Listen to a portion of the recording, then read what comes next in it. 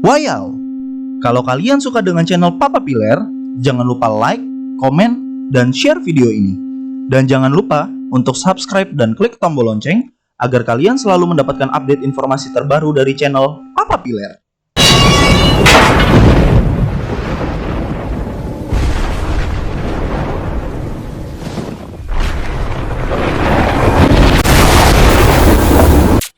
Wow, selamat datang di Papileri, Papa Piler Misteri.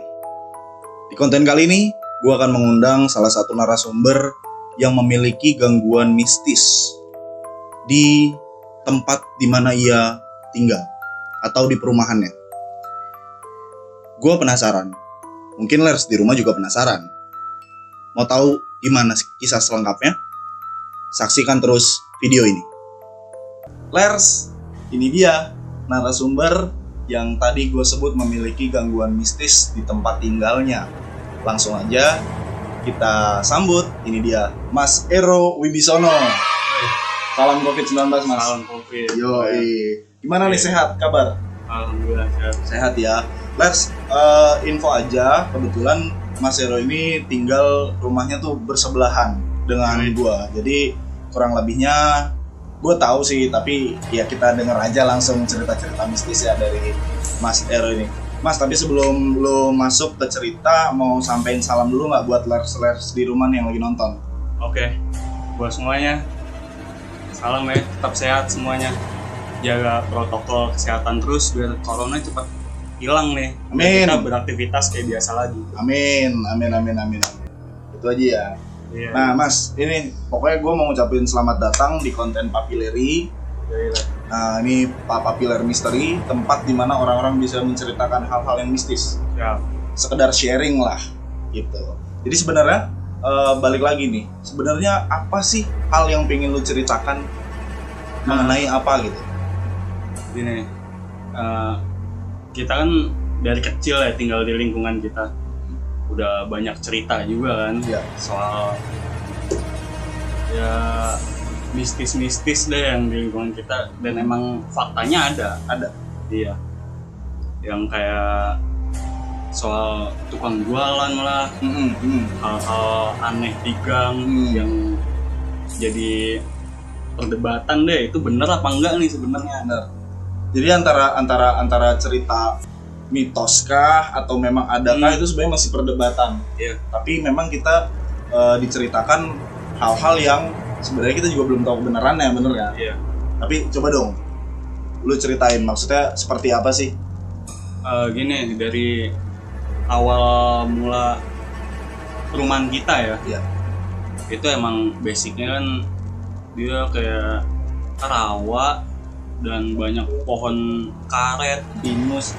Ya udah pasti sebelum kita ada di sini tuh mereka lebih dulu ada. Bener. Jadi semenjak ini dibangun perumahan, ya secara nggak langsung mungkin kehadiran kita mengganggu mereka atau mereka ngerasa kita lebih dulu di sini. Bener. Makanya pas udah mulai rame, ya sekali-sekali mereka menampakkan diri itu ada, menunjukkan kayak contohnya pernah nih gue denger nih lah. Iya. Kayak waktu gue kecil kan kita masih sering main nih. Ya. Lu masih inget kan abang-abang jualan tuh kayak tengah malam jam 1 aja abang sate, abang nasi goreng masih lewat. Bener. Nah, waktu itu ada cerita nih, tukang sate. Iya benar, tukang sate di gang sebelah. Iya, oke. Nah, itu dia lewat jam 12 malam lah, kira-kira jam segitu. Itu emang kondisi udah sepi. Itu kan udah mulai sepi. Terus anak-anak juga kan ya masih pada kecil, jadi nongkrong sampai semalam itu.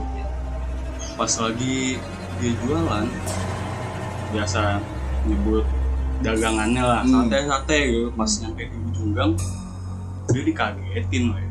Dikagetin sama Sosok apa ya nyebutnya, kayak diselimutin putih semua deh. bungkus. Mochi berarti. Mochi. Mochi. Kerennya apa? Candy itu. Candy Ghost. Gitu kalau di KTJ Lers itu namanya Candy Ghost. Pocong Lers, pocong. Nah, itu intinya. Oke, terus itu pas abang itu lihat, lari dong. Bener. Lari, nggak ada yang tahu taunya pagi-pagi. Gerobak satenya masih di situ. Dia nggak jualan malam itu. Nah dari situ mulai ada tuh kan suara-suara soal mistis-mistis ada, soal abang satenya besokannya nggak jualan lagi, sampai yang tukang nasi goreng biasa lewat jadi nggak lewat, mungkin dia juga dikasih tahu lu jangan lewat jam segini lagi. Di situ banyak nih gangguannya gini. Itu salah satunya ada. Tapi berarti kan gini mas ya, maksudnya kayak Lers di rumah nanti rumah gue di mana gue kasih di judul kok ya kan, tentang mitos-mitos. Sekali lagi koreksi gue kalau misalkan gue salah.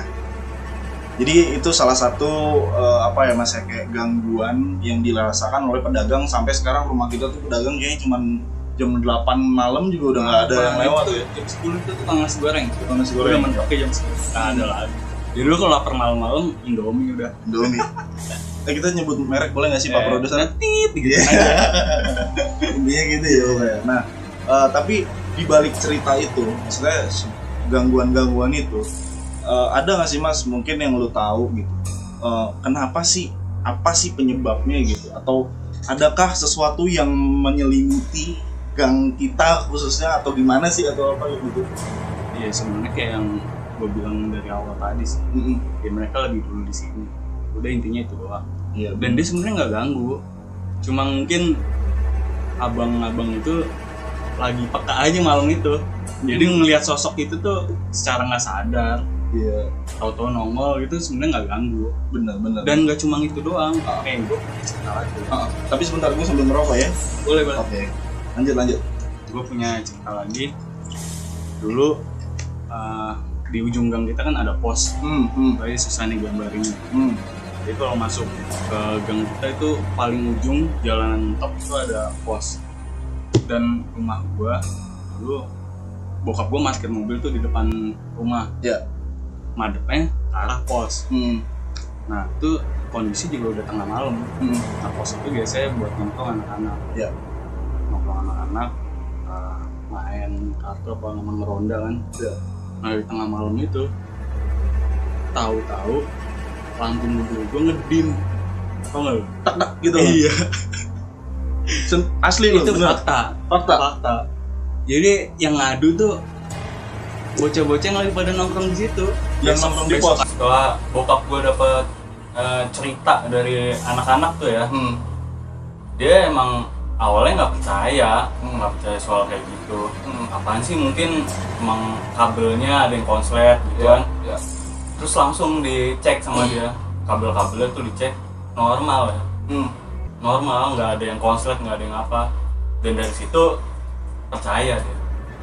Percaya kalau itu emang mungkin dikerjain atau disuruh pulang deh anak-anak tuh, karena udah terlanjur malam terus berisik mungkin kan. Berarti si natesnya ini atau setannya ini ya, setannya kayak negur ya. Iya. Dia balik deh lo gitu ya, ibaratnya gitu. Bisa. Tapi gini Mas, pasti kan kalau memang kita bilangnya itu memang mereka dalam tanda kutip ada duluan, memang benar. Iya. Ada duluan dan hidup berdampingan sebenarnya benar ya. Benar. Tapi sebenarnya ada nggak sih satu urban legend yang mungkin lo tahu gitu tentang di gang kita gitu? Misalnya kayak adakah sosok apa yang lebih dominan atau sosok yang menyelimuti kah atau mengganggu atau pokoknya ada deh sosok dominan yang mungkin lo tahu, ada nggak sih kira-kira? Enggak, kalau menurut cerita sih lu tahu kan ibu-ibu bude Ya. Si bude tuh yang bisa ngelihat dia. Dia tuh emang bisa ngelihat, dan dia pernah cerita sama anak-anak waktu itu. Ya.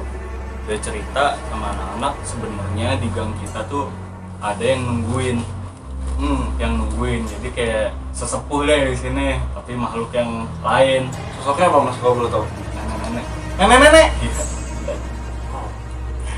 Terus. Nah, itu kata si bude tuh, nenek-nenek itu sering keluar masuk rumah kita.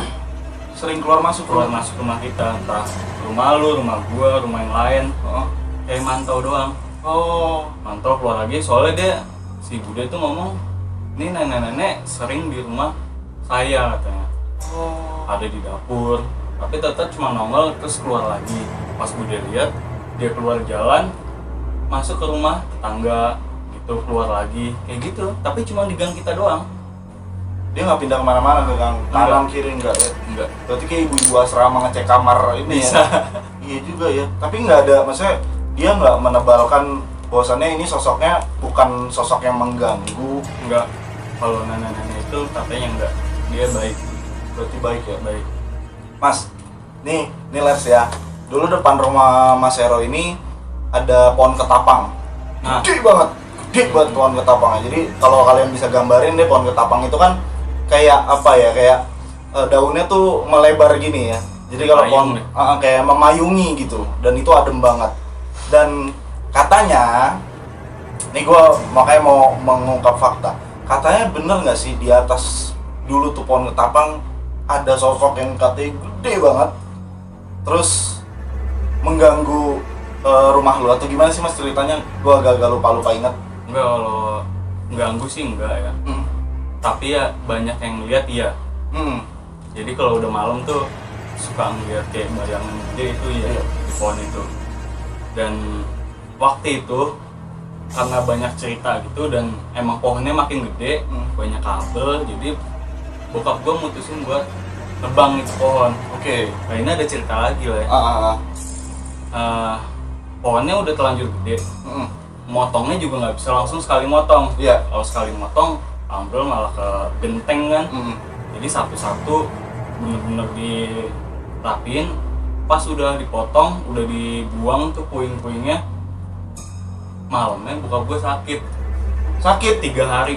3 hari? 3 hari. Gara-gara tipes gitu. Gara-gara nebang? Oh. Kayak meriang, geges badannya, nggak enak. Tapi itu berarti sebelum, maksudnya bokap lu sebelum percaya ada yang begituan ya? Maksudnya waktu denger cerita dari orang tuh kayaknya ya udah deh gue tebang aja, tapi nggak yang percaya bahwasannya ada sesuatu gitu sampai akhirnya dia sakit atau gimana sih? Mungkin karena udah kekumpul ya ceritanya yang dari soal mobil lampunya nyala sendiri, nyampe ada orang melihat bayangan gede gitu, nggak cuma satu orang lagi ngomong. Jadi dari situ ya diputusin udahlah ditebang aja.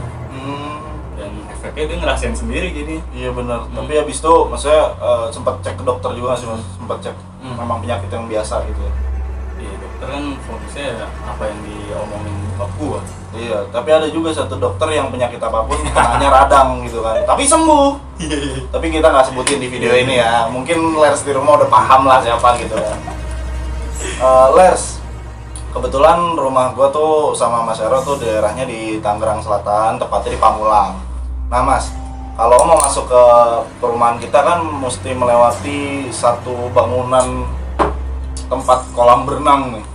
Iya. Iya kan, kolam berenang yang wah ini udah terkenal banget sih sebenarnya. Mungkin Lers di rumah udah tahu lah kolam berenang apa yang lo maksud. Ini kan angker banget. Dulu kita waktu kecil berenang di situ kan. Iya. Zamannya masuk cuman berapa dulu ya? 3.000 kali ya, berapa ya? Karena murah. Iya kan, setiap hari Jumat Dan dekat sih. anak-anak SD angkot-angkot pada banyak. Lu pernah punya pengalaman sesuatu nggak sih? Atau mungkin siapa lu gitu yang pernah mengalami sesuatu di kolam berenang itu? Pernah, tapi bukan gua, Siapa lu kira? ponakan gua. Oh, keponakan lu, keponakan kandung ya berarti ya? Kandung. Dia waktu ini cerita lagi nih ya. Iya. Waktu kecil dia emang tinggal sama keluarga gua. Karena orang tuanya jauh ada di Bogor. Dan dua-duanya kerja, makanya dia dirawat sama bokap-bokap gua. Waktu TK dia sekolah di Cahaya Agung. Itu ada tuh TK di dekat rumah. Ya.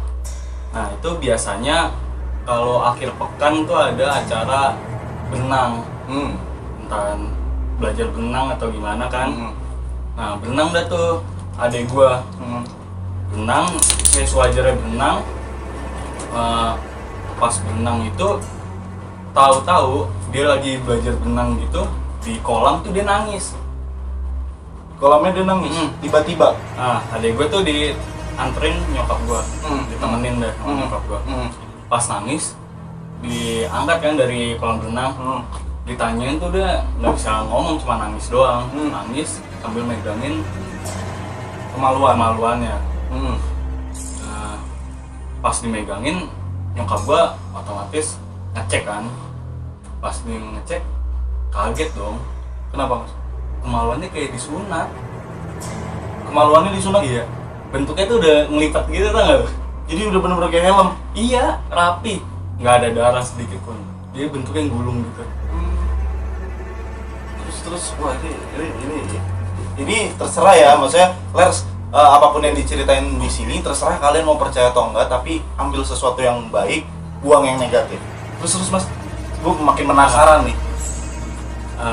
Abis dari paniknya orang-orang, kan banyak tuh orang-orang dibawa pulang. Adik gue tuh dibawa pulang, nyampe rumah masih nangis tuh, sepanjang jalan nangis. Nyokap gue panik. Nyampe sore itu orang pada datang ke rumah gue, kayak coba ini kasih minyak atau gimana, coba gini. Sampai bokap gue pulang kerja. Pas bokap gue pulang, itu kemaluan adik gue itu cuma diusap doang lah. Padahal yang dari tadi siang sampai sore itu dicoba gimanain, tetap bentuknya gulung kayak habis disunat. Sama bokap gue langsung balik normal aja. Cuman ibaratnya kayak disentuh atau gimana? Kayak diurut dari gitu. siang sampai sore itu, siang sampai sore kan diurut makin minyak gitu. Tapi pas bokap gue ngikutin balik lagi, dan emang nggak kepotong. Berarti kayak apa ya, masih kulit ya, tapi kulitnya kekulum sendiri gitu ya, kegulung ya, Iya. kegulung sendiri ya. Itu benar gak kalau misalkan fenomena disunat jin itu? Berarti gak tau lah ya. Katanya sih itu karena dikerjain jin. Oh. Soalnya abis dari situ tuh nggak ada bekas sedikit pun, bekas apa kayak yang memar biru atau jahitan atau apalah, itu nggak ada. Balik lagi ke normal. Wow. Dari situ besoknya acara-acara benang dia nggak mau ikut lagi. Trauma ya. Trauma. Tapi emang iya sih ya Lers, ini kolam berenangnya kalau mungkin kalian tahu tempatnya di Pamulang lah ya. Itu kolam berenangnya tuh benar-benar apa Dekat ya? danau. Deket danau lah ya, udah spesifik banget tuh. Mungkin kalian bisa tulis di kolom komentar, misalnya kayak Papileri penelusuran dong ke sana, ya tulislah di kolom komentar yang banyak. Mungkin gue juga nggak berani, tapi nggak tahu lah ya. Kalau banyak yang mau mungkin bisa kali diatur gitu. Pasti pada banyak dengar cerita juga sih. Nggak Cuma kita kalau soal kolam renang itu. Iya, kalau kalian tahu cerita-cerita apa, boleh tulis di kolom komentar. Nanti pasti gue balas kok. Siapapun yang komentar, pasti Papileri balas itu. Terus Mas, katanya nih, ada urban legend lagi nih, masih menyangkut kolam renang ini ya. Katanya tuh ada sosok kakek-kakek apa kalau nggak salah, suka apa ya, mengganggu gitu. Dulu lu pernah denger nggak sih kayak ada anak SD negeri itu ketemu sama sosok kakek-kakek, terus disuruh ambilin sendal saya nak, hanyut. Akhirnya anak SD ini ngambil, Iya. rupanya tenggelam, meninggal. Itu cerita pernah dengar gua. Lu pernah dengar? Makanya dari situ ya sebenarnya si adik gua berenang di situ tuh gua udah tahu kenapa sih berenangnya harus di situ. Kan ada kolam renang lain. Ya. Itu cerita mistisnya itu udah banyak di situ. Takutnya kan apes-apesnya keluarga gue yang kena entar berikutnya. Ternyata benar. Tapi untungnya nggak nyampe korban jiwa sih, tapi bikin panik aja. Panik ya, tapi itu memang benar kayak kita sesuatu yang kita nggak percaya tiba-tiba depan mata kita, dan kita harus percaya bahwasanya ada sesuatu yang lain gitu kan. Nah, kalau kita udah cerita nih mengalami tentang rumah lah, tentang kolam berenang lah, tentang sampai dokter yang tadi, ada nggak sih yang menyangkut langsung ke diri lu Mas, pengalaman mistis, gangguan mistis apapun itu yang langsung nyerangnya ke lu?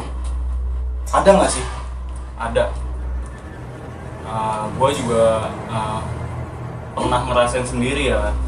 Pernah ngerasain sendiri itu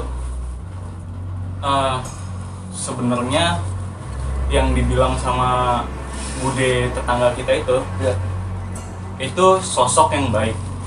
Nenek-nenek, sosok baik. Tapi nggak cuma dia yang ada di situ. Nggak cuma nenek-nenek itu, tapi di setiap rumah pasti ada, dan lu tahu kan dekat rumah kita ada rumah kosong. Ya. Nah, Posisinya Lers, kalau bisa digambarin, ini rumah Mas Ero, 2 rumah ke kanan tuh rumah gua, 2 rumah ke kiri. itu rumah kosong. Ini rumah kosong. Mm. Nah, terus Mas? Nah ceritanya tuh berkaitan sama rumah itu. Jadi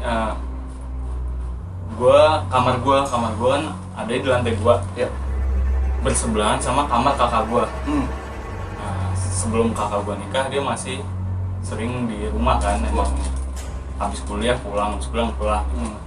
Pulang pas itu malam-malam gue tidur kayak biasa. Udah pules. Nah di tengah malam gue dengar suara nangis. Gue dengar itu tuh gue jadi seolah-olah tuh suara itu ngebangunin gue. Ntar dulu. Ini gue lurusin nih Mas ya. Lu tidur, Iya, pules, tidur malam. pules. Lu denger suara nangis. Itu suara yang bangunin gue. Suara nangis perempuan. Berarti gede dong suaranya sampai lu bisa bangun atau gimana suaranya? Enggak, suara nangis datar. Suara nangis kayak nggak ada napasnya. Itu tuh terus tuh nggak ada jeda, nggak ada narik napas, nggak ada apa-apa. Ini kayak orang nggak ada napas gitu ya? Iya, tapi suara cewek nangis. Nah, pas gue kebangun karena emang suara itu yang bangunin gue. Jadi yang pertama kali gue dengar suara itu, gue langsung bangun, diri gue keluar pintu. Suara itu makin jelas. Ya. Makin jelas, gue ngeliat ke kamar kakak gue. Gue lihat, gue bangunin kan. Soalnya emang biasanya kakak gue tuh suka ngelindur. Kalau tidur suka ngelindur. Ngelindur hampir mirip suaranya. Nah, gue bangunin kan. Lu kenapa? Bangun, gue gituin. Udah lu ngelindur mulu, gue gituin. Kakak gue madepnya belakangin gue, sambil gue keliling kan. Pas gue bangunin, dia madep ke gua. Apaan sih? Digituin sama kakak gua. Ngapain sih? Gitu kayak orang kesel dibangunin. Lah, gua langsung kayak gitu kan. Anjir, suaranya masih ada, Ler. Jadi kakak lu Mbak Rindi bangun ngomong apa sih? Tapi backsound masih ada. Masih. Suara nangis perempuan yang datar tapi tipis gitu. Bukannya yang kencang gitu ya. Iya. Masih kedengeran di kuping gua. Terus.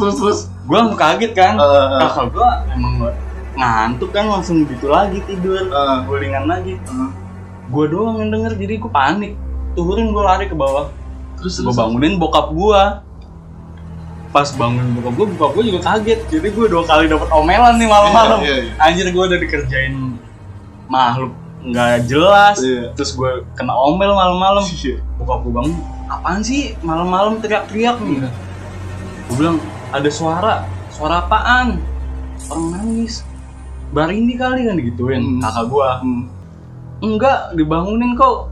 Udah katanya bukan, dia langsung tidur lagi. Makanya aku lari ke bawah kan, gua gituin.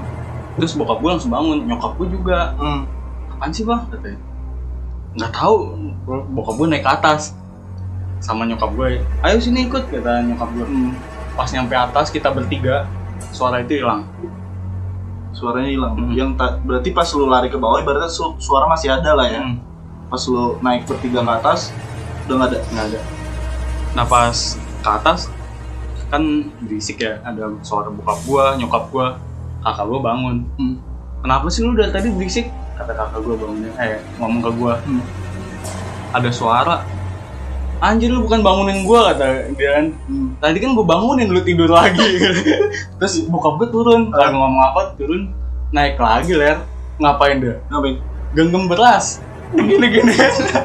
Itu kan katanya bokap gua kayak rada parno juga sama cerita gua. Iya. Sok cool aja dia lempar beras, nggak ada tujuannya, dia baca apa juga enggak. Dia gini, jangan ganggu gitu. Iya, otomatis gua makin jiper ya. Iya. Ya bokap gue yang udah tua aja ngerasa kayak gini, berarti kan bener nih yang gue rasain. Iya bener. Malam itu akhirnya tidur berempat di kamar orang tua gue. Dan gue nggak berani tidur di kamar gue selama sebulan lebih. Wow. Jadi di atas tuh sebulan kosong. Kosong. Kakak gue pun juga tidur di bawah. Tidur berempat gitu di bawah ibaratnya. Di bawah, tapi nggak sekamar, depan TV gitu. Waduh. Tapi maaf nih, itu metodenya dari mana ya? Lempar beras. Mungkin dia basah ya kan, kayak handphone kalau basah taruh beras, mungkin itu kali metodenya. Tapi itu ampuh mas. Ya, abis itu nggak ada suara lagi sih. Nah Lers, itu terserah lu dia mau percaya atau enggak, tapi kalau ada gangguan, makanya lu kalau kemana-mana pulang malam bawa beras, Digenggam. Kalau plastikin tadi minta orang. Iya. Jadi kalau bawa motor malam-malam nih pulang jam 3 gitu, pegang beras nih tangan kiri ya. Terserah sih mau percaya apa enggak, pokoknya ini ambil yang baik, buang yang buruk. Terus mas. Nah, abis itu besokannya bokap gua cerita ke gua. Papa udah cerita sama teman papa yang bisa tahu soal gituan. Bokap gue sampai sejauh ini ya kan, nyari tahu. Iya. Beneran bapak cerita sama gue gituin. Iya. Terus apa pak katanya? Iya itu emang suara bukan dari orang. Emang kamu digangguin. Kamu doang kan yang dengar. Iya aku doang. Terus dari mana suaranya? Gue nanya ke bokap gue. Dari rumah sebelah. Ah serius, rumah sebelah? Iya sebelahnya lagi katanya. Jadi rumah kosong itu Ler. Dua yang ini ya, dua rumah kiri itu ya. Iya. Dan itu mengganggu lo. Sampai sekarang ada nggak sih gangguan seperti itu lagi? Iya, habis dari itu sih enggak. Nggak ada lagi. Udah dilempar beras itu kali ya. Iya mungkin. Lapar kali ya. Jadi ya pengalaman pribadi gue yang emang gue rasain sendiri itu sih. Seumur hidup cuma itu. Gue emang nggak bisa ngeliat, tapi sekali-sekali dikerjain itu doang. Pokoknya itu cerita yang maksudnya sampai ibaratnya iniin lu lah ya, apa namanya? Yang berkesan lah ya. Iya. Mungkin ya, tapi nggak tahan gue ngapain gini. Pokoknya yang paling berkesan buat lo itu. Dan nggak ada lagi sampai sekarang. Enggak.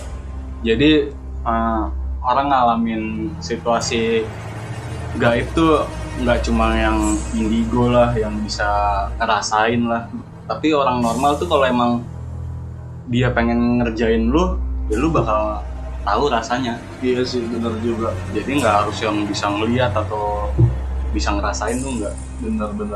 Berarti itu cerita lu yang mistis yang bisa lu sampaikan di konten Papileri kali ini ya mas ya. Terus ada nggak nih pesan-pesan buat Lers di rumah, apapun itu, mungkin kita harus tetap beribadah atau apa gitu? Ya kalau pesan sih mereka ada di sekitar kita, mereka juga hidup. Ya kalau lu bilang nggak percaya, ya berarti lu salah. Sebenarnya mereka ada, tapi soal ganggu atau enggak itu masing-masing deh. Ada yang ngerasain, ada yang enggak. Ada yang bisa ngeliat, ada yang enggak. Mungkin kepercayaannya dari situ ya. Nah, itu Lers, pokoknya apapun yang ada di video ini cuma sekedar sharing cerita mistis. Jadi kalian mau percaya atau tidak, kami tidak pernah memaksakan. Dan kalau bisa, yang gue paksain tuh ambil sisi positif dari cerita-cerita ini, buang cerita-cerita yang negatifnya. Pokoknya sekali lagi terima kasih banyak Mas Hero udah datang di konten Papileri episode gangguan mistis. Pokoknya lo tetap sehat Mas, jaga kesehatannya, tetap ikutin protokol pemerintah. Dan pokoknya semesta memberkati lah. Thank you banget Mas. Thank you Lers udah nonton channel ini. Dadah.